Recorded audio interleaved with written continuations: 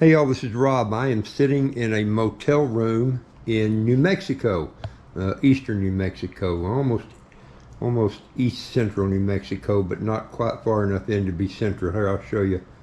There you go. Yep, it is a motel room for sure. Two beds no less, so plenty of room.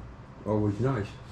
The reason I'm here is because Happy Hair has a show she's doing at the fair here and selling her clips and doing her thing. And I am secluding myself in the room. Get over here and get set down. I am secluding myself in the room so that I can catch up on paperwork, which I suck at, and I especially suck at when I'm trying to do it in my office because I get distracted. And I hate doing it so bad that any little excuse is all I need to drop it and go out and do something else. Just sitting at my desk and doing this kind of stuff sucks, and I suck at it.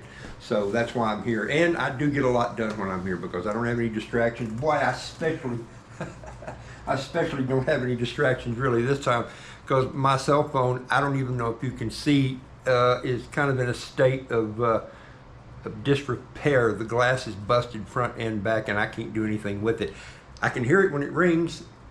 I can see a notification if somebody sends me a text message. In fact, I've called a couple of customers, not from this phone, from the room phone, to get in touch with them. Of course, they don't know who it is calling from a hotel room in New Mexico, but I call back 2 or 3 times and eventually they answer. If I can leave them a voicemail.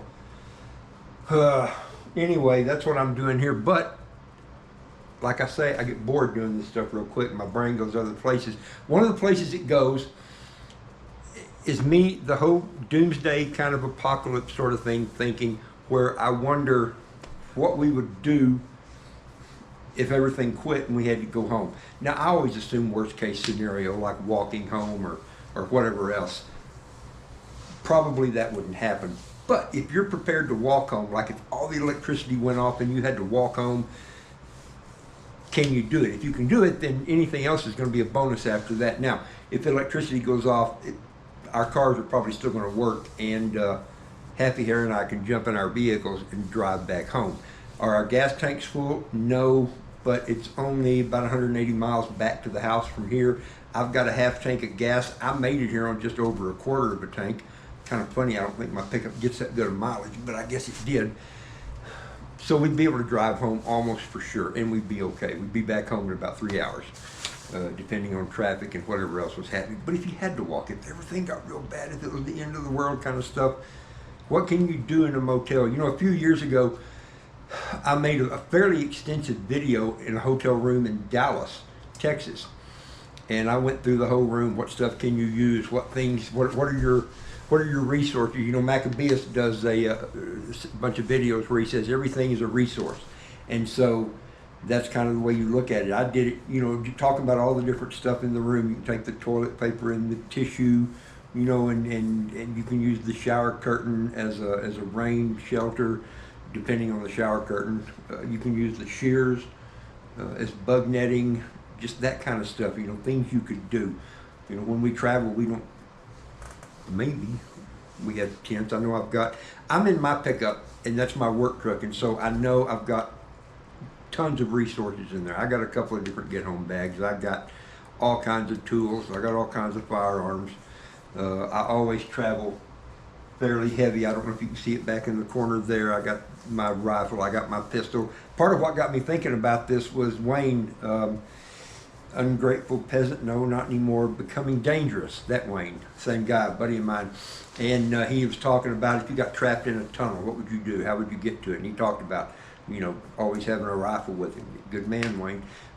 Handy that I live in Texas, and specifically Northwest Texas, where I'm surprised anytime I come across somebody that doesn't have a couple of different firearms in their truck. It's just the way we live out here. You know, you may have to shoot a coyote, you may have to shoot a skunk, you may have to shoot a snake, you may need to shoot a bad guy. There's no telling, but you've got them. What's the line from the movie? Better to have it and not need it than need it and not have it. That's the way it goes. But we talk about all the different things. What would you do? You know, 180 miles, boy, there'd be a lot of sucking that walk home. You know, if you average 20 miles a day, it's still going to take you about 7 days, to get back. Ooh, maybe 8 days to get back. Boy, don't want to do that. 20 miles a day is doable, but in the heat, you're going to have to do a lot of it at night, so you better have brought a flashlight, and you're going to get thirsty, so you better have a way to carry some water, and hope you can find some water on the way, and hope you've got a way to purify it while you're doing it. You know, you can build a fire and boil it, and you can, because, you know, paper cup here with some, yeah, cold coffee. Not the best, but I mean, you can boil it. You can boil water in a paper cup. I've done it many times. The trick my dad showed us back when we were kids, he'd take me and my buddies camping for a Boy Scout troop or whatever. Boil an egg in a paper cup. Works just fine.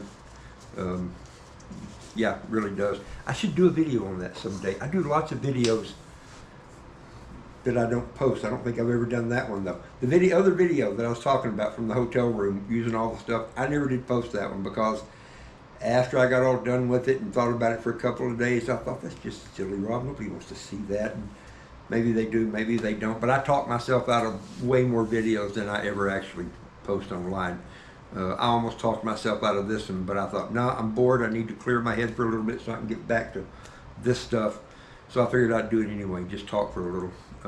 I have no idea how long of a video this will be, not real long, but we'll just talk about it. I mean, you know, the whole idea of thinking, if you've got what you need, when you travel, do you travel with the bare nothing, or do you travel with some stuff? Hopefully you travel with a get-home bag. Surely at this, you know, 10 or 15 years ago, a go bag, a get-home bag, that kind of thing, a lot of people didn't even think about that kind of stuff. Now pretty much everybody knows. You carry a bag of something that'll get you back home. You know, a lot of people still want to carry a get out of Dodge, get out of town bag, a bug out bag. I don't want to bug out. I want to bug home if I can, and so that's how my bag is set up, so I can get back home. That's where all my stuff is. That's where my bed is. Is it my house? That's my turf. If I can get there, I will. Sometimes you have to get out, but a lot of times you don't. Do you travel? When you travel, do you carry stuff like that? Surely to goodness you do by now. If you don't, though, be aware of the resources of wherever you are. You know, I've talked to people. Again, it's me thinking that everybody knows this kind of stuff. Everybody thinks about this, but, you know, not everybody's as weird as I am, so not everybody thinks about it. Be aware of the resources wherever you go somewhere. You know, when we're here, and I use up one of my 2-liter seltzer or club soda bottles, you know, I don't throw it out until we're ready to go home. And even then I may fill it with water just in case, because, you know, roadside breakdowns do happen sometimes. When it gets to be somewhere from 95 to 100 degrees, you're going to get thirsty. You're going to use some water and need to replace it. Good thing to have. You know, what do you do if the power goes off and the water quits running? Well, the water's not going to quit running for a couple of days, because all the water towers have water in them, so they're going to last a little bit. And you can go down and get ice out of the ice machine. Most of the hotels have those Hoshizaki ice machines there, and you can access those in the ice from up on top. Take a chair down there, flip the top open, dig in there, get you some ice out. Even if you don't need to keep something cold, it'll melt down and give you a good drink of water. There's a whole swimming pool full of water down there, and you think, ooh, I don't want to drink swimming pool water. Well, I don't want to drink swimming pool water either. But when I'm down there doing my laps, especially when I start getting out of breath and my form goes bad, I drink a little water. You don't go swimming in a lake or a river or the ocean or a swimming pool without drinking some of the water. Better not to drink too much in the ocean. It'll give you a stomach ache. The water in lakes and pools and stuff, though, meh. I've been doing it all my life. I hadn't got sick and croaked over yet, so you can do it. It's an option. That's the whole thing.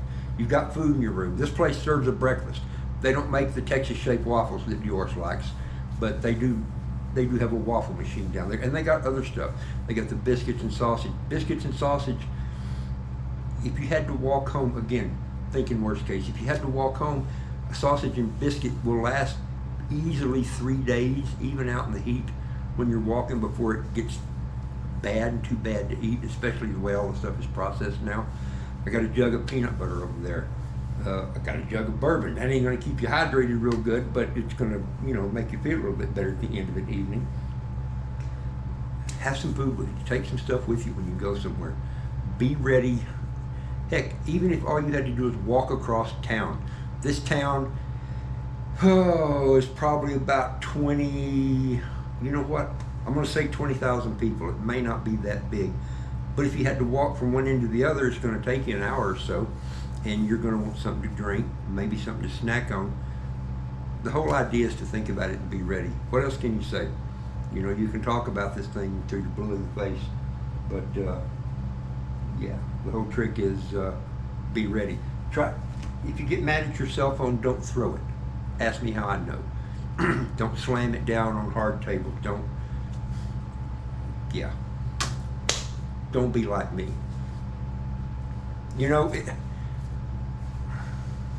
Bad things happen sometimes, and we never think they're going to until they do. Even me, even though I think about it all the time, I'm pretty sure nothing bad is going to happen today.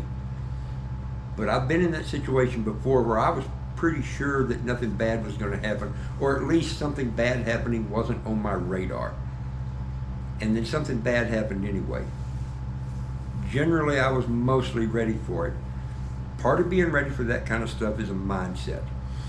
I remember when I was young, well, I can say it now. At the time, I didn't think I was young, but I was about 19 years old.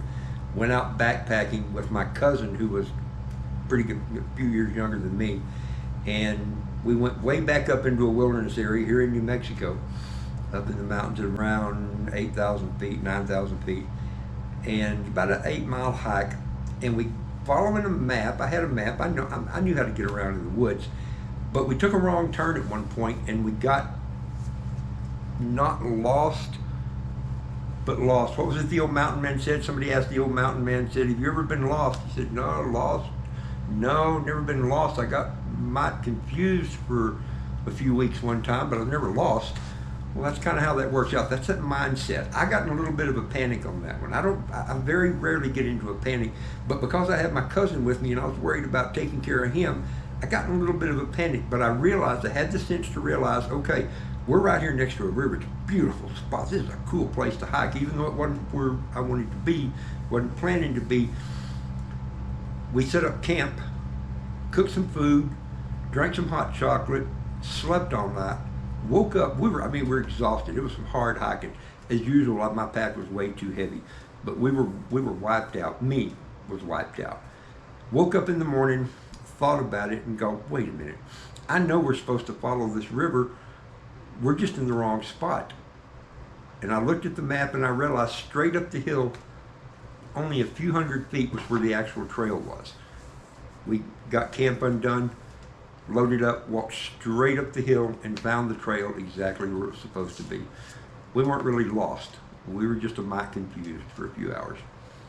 That's the whole thing. You have to have a mindset to stay calm, think it through, and be ready to deal with what you've got when you've got it.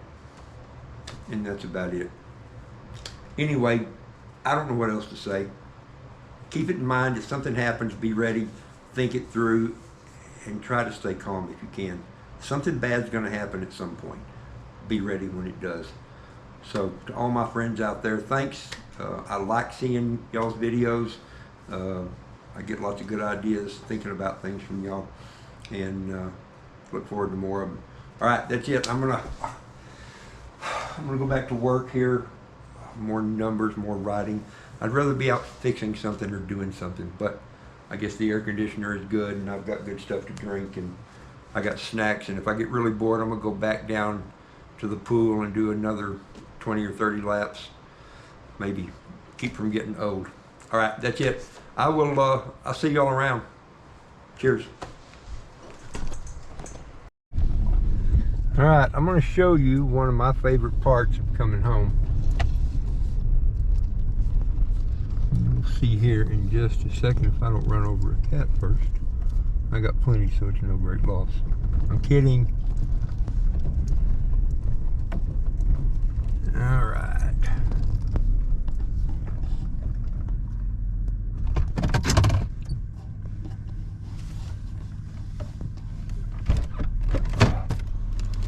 Hey, buddy. What you doing? Hi, Kurt. Hi, Pip. Hi, boys. Hi, boys. Hi, boys. Yes, I'm glad to see you, too. Yes, I missed you, too. I missed you, too. And that's actually less enthusiastic than they usually are.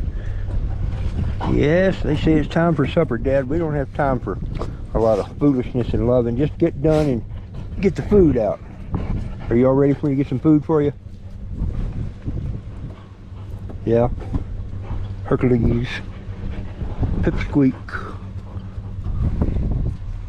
Yep. That makes coming home worthwhile.